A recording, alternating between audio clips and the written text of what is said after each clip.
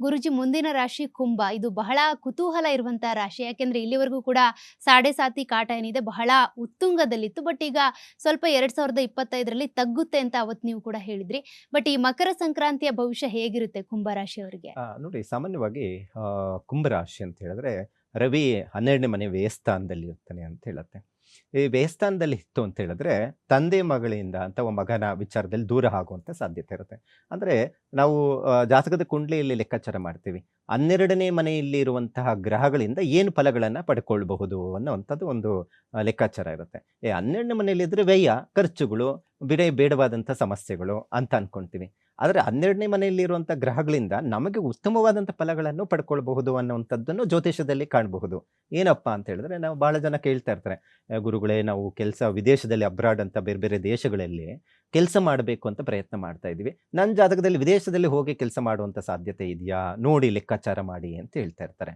ಮತ್ತೆ ಅಕಸ್ಮಾತ್ ಏನಾದರೂ ಈಗ ಮಕ್ಕಳೆಲ್ಲ ತಂದೆ ತಾಯಿಯಿಂದ ದೂರ ಎಲ್ಲೋ ಒಂದು ಹಾಸ್ಟೆಲಲ್ಲೋ ಅಥವಾ ಯಾರೋ ಮನೆಯಲ್ಲಿ ಹೋಗಿ ಓದ್ತಾ ಇದ್ದಾರೆ, ದೂರ ಇದ್ದಾರೆ ಅಂತ ಹೇಳಿದ್ರೆ ಕಾರಣ ಏನಪ್ಪಾ ಅಂದ್ರೆ ಆ ವ್ಯಯಸ್ಥಾನದಲ್ಲಿರುವಂಥ ಗ್ರಹಗಳೇ ಕಾರಣ ಅಂತ ಹೇಳ್ತೀವಿ. ಅಂದ್ರೆ ಗೋಚಾರದಲ್ಲಿನೂ ಅದೇ ಫಲಗಳನ್ನು ಕೊಡುವಂಥದ್ದು ಇರುತ್ತೆ. ತಂದೆ ಅಥವಾ ಮಕ್ಕಳಿಂದ ದೂರ ಆಗುವಂಥದ್ದು ಅಂತ ಹೇಳಿದ್ರೆ ಗುರುಗಳು ಏನಪ್ಪ ದೂರ ಹಾಕ್ತಾರೆ, ಇನ್ನೇನೋ ತೊಂದರೆ ಆಗುತ್ತಾ? ಇಲ್ಲ. ಏನಾದರೂ ಈಗ ಎಜುಕೇಷನ್, ಈಗ ಹೈಯರ್ ಎಜುಕೇಷನ್ಗೋಸ್ಕರನೋ ಅಥವಾ ಈಗಾಗಲೇ ಎಕ್ಸಾಮ್ಗಳು ಮುಗಿತಾ ಇದೆ, ಮಗನ ಎಲ್ಲಾದರೂ ಹಾಸ್ಟೆಲ್ಗೆ ಹಾಕ್ಬಿಡೋಣ ಅಥವಾ ಏನಾದರೂ ಬದಲಾವಣೆ ಮಾಡ್ಕೊಳ್ಳೋಣ ಅಥವಾ ವಿದೇಶಕ್ಕೆ ಸಂಬಂಧಪಟ್ಟಂಥದ್ದು ಏನಾದರೂ ಪ್ರಯತ್ನ ಮಾಡಿ ಅಲ್ಲೂ ಹುಡುಗನ ಸೇರಿಸೋಣ ಅನ್ನುವಂಥದ್ದು ಅನುಕೂಲ ಆಗುವಂಥ ಸಾಧ್ಯತೆ ಇರುತ್ತೆ. ಮತ್ತು ಅದೊಂದು ಪಾಸಿಟಿವ್ ಆಗಿ ತಗೋಬಹುದು, ಅದೇನು ತೊಂದರೆ ಏನಿಲ್ಲ. ಮತ್ತು ಕೆಲಸ ಕಾರ್ಯಗಳಲ್ಲಿ ವಿಳಂಬ ಆಗುವಂಥದ್ದು ಇರುತ್ತೆ. ವಿದ್ಯಾರ್ಥಿಗಳಿಗಂತೂ ಸ್ವಲ್ಪ ಎಜುಕೇಷನ್ ಬಗ್ಗೆ ಹೆಚ್ಚು ಗಮನ ಕೊಡಬೇಕು. ಸ್ವಲ್ಪ ತೊಂದರೆಗಳು ಉಂಟಾಗುವಂಥ ಸಾಧ್ಯತೆ ಇರುತ್ತೆ. ಯಾಕಂತ ಹೇಳಿದ್ರೆ ಯಾವಾಗಲೂ ಅಷ್ಟೇ ಎಜುಕೇಷನ್ನು ಈಗ ಮೇ ತಿಂಗಳವರೆಗೂ ಸಹ ಯಾವಾಗಲೂ ಅಷ್ಟೇ ಸ್ಕೂಲುಗಳು ಸೇರಿಸೋದು, ಬದಲಾವಣೆ ಮಾಡ್ಕೊಳ್ಳುವಂಥದ್ದು. ಇನ್ನು ಫೆಬ್ರವರಿ ಮತ್ತು ಮಾರ್ಚ್ ತಿಂಗಳು, ಏಪ್ರಿಲ್ವರೆಗೂ ಸ್ವಲ್ಪ ಎಕ್ಸಾಮ್ಗಳು ನಡೀತಾ ಇರುತ್ತೆ ಜನವರಿಯಿಂದ. ಅವಾಗ ತಂದೆ ತಾಯಿಗ ಮಕ್ಕಳಿಗಿರಲಿ, ತಂದೆ ತಾಯಿಗಳಿಗೆ ಹೆಚ್ಚು ಟೆನ್ಷನ್. ಅವರೇ ಎಕ್ಸಾಮ್ಗಳು ಕೂತ್ಕೊಂಡು ಬರೆಯುವಂಥ ಪರಿಸ್ಥಿತಿ ಥರ ಮನಸ್ಸು ಮಾಡಿಕೊಂಡು ಅವರು ಓದೋದಿರಲಿ, ಮಕ್ಕಳಿಗೆ ಓದಿಸ್ಬೇಕಂದ್ರೆ ಅವರೇ ಓದೋವಂಥ ಪರಿಸ್ಥಿತಿ ಆಗಿರುತ್ತೆ. ಅಂದರೆ ಆ ಟೆನ್ಷನಲ್ಲಿ ಮಾಡ್ತಾ ಇರ್ತಾರೆ. ಆದರೆ ಈ ಕುಂಭರಾಶಿಯವರಿಗೆ ಮಕ್ಕಳ ವಿಚಾರದಲ್ಲಿ ಸ್ವಲ್ಪ ತಂದೆ ತಾಯಿ ಹೆಚ್ಚು ಗಮನ ಕೊಡಬೇಕಾಗುತ್ತೆ.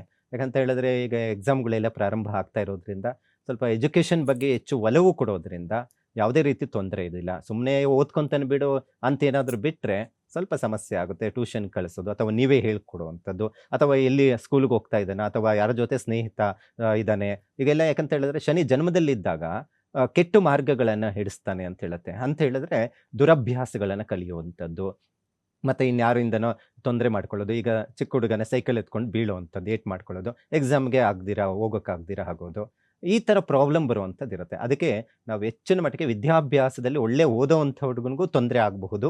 ಅದಕ್ಕೋಸ್ಕರ ಹೆಚ್ಚು ಹನುಮಂತನ ಗಣಪತಿ ಆರಾಧನೆ ಮಾಡ್ಕೊಳ್ಳಿ ಅಂತ ಹೇಳ್ತಾ ಇರ್ತೀವಿ. ಒಂದು ಆದಷ್ಟು ನೀವು ಮಗನ ಜನ್ಮ ನಕ್ಷತ್ರ ಯಾವತ್ತು ಅಂತ ನೋಡಿಕೊಂಡು ಒಂದು ಸ್ವಲ್ಪ ಕಪ್ಪು ಎಳ್ಳು, ಯಾಕಂದರೆ ಜನ್ಮದಲ್ಲಿ ಶನಿ ರಾಷ್ಟ್ರಾಧಿಪತಿನೇ ಇದ್ದಾನೆ. ಮಾರ್ಚ್ 29ನೇ ತಾರೀಕುವರೆಗೂ ಕುಂಭರಾಶಿಯಲ್ಲಿ ಶನಿ ಇರುವಂಥದ್ದು. ನಂತರ ಸಾಡೆ ಸಾತ್ ಮುಗ್ದೋಯ್ತು ಅಂತೇನಿಲ್ಲ, ಕಡಿಮೆ ಪ್ರಮಾಣ ಬೀಳುತ್ತೆ. ಮಕ್ಕಳಲ್ಲಿ ಸೋಂಬೇರಿತನ ಜಾಸ್ತಿ ಆಗೋದು, ಹೆಚ್ಚು ತಂದೆ ತಾಯಿ ವಿಚಾರದಲ್ಲಿ ಅಗೌರವವನ್ನು ಕೊಡುವಂಥದ್ದು, ಈ ಥರ ಮನಸ್ಥಿತಿ ಜಾಸ್ತಿ ಆಗುತ್ತೆ. ಮತ್ತು ಬೇಗ ಎದ್ದೋಳಲ್ಲ, ಸೋಂಬೇರಿತನಗಳು ಜಾಸ್ತಿ ಆಗುತ್ತೆ. ಓದ್ಕೊಳ್ಳೋ ಅಂದರೆ ಹೇಳಿದ ಮಾತು ಕೇಳಲ್ಲ.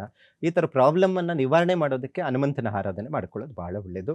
ಈ ಸಂಕ್ರಮಣದಿಂದ ಸ್ವಲ್ಪ ಡಿಸ್ಟರ್ಬೆನ್ಸ್ ಎಜುಕೇಷನ್ಗೆ ಆಗುವಂಥದ್ದು ಇರುತ್ತೆ. ಆದಷ್ಟು ಮಕ್ಕಳ ಬಗ್ಗೆ ಜವಾಬ್ದಾರಿ ತಗೊಳ್ಳೋದು ಬಹಳ ಮುಖ್ಯ ಅಂತ ಹೇಳ್ಬೋದಾಗಿದೆ.